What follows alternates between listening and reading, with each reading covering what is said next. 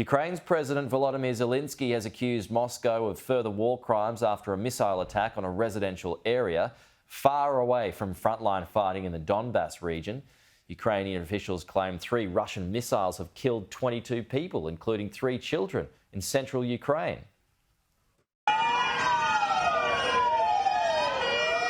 The wail of sirens cuts through this city.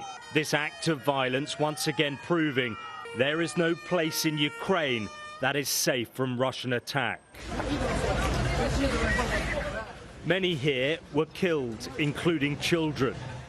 This was an office block, and when the rocket struck late morning, it was full of people.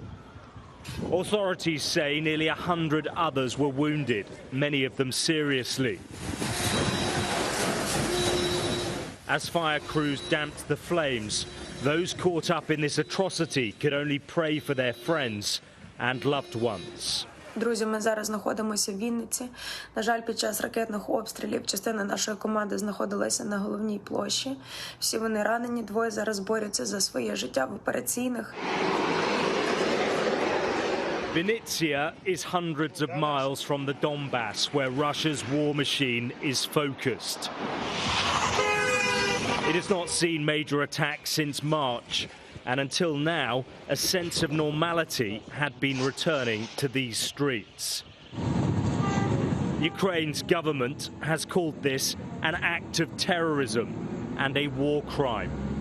But Russia's ambassador to the UK in this interview remained defiant, instead accusing Ukraine of carrying out atrocities. We have a record of crimes that has been committed during 8 years when Ukrainians were bombing Donbas, shelling innocent people over there. So Russians are doing the same. Okay, well, let's accept the Ukrainians are doing that, but Russians are doing it too. Don't interrupt me. We have an agreement. If you will continue to interrupt me, I will stop the interview. Okay?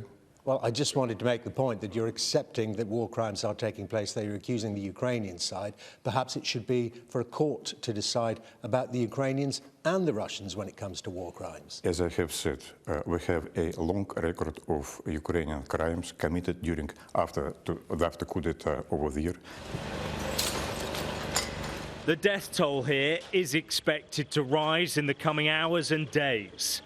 It's also a reminder that in this grim war, which shows no sign of ending, even civilian populations in cities far from the front lines remain targets for Russian missiles.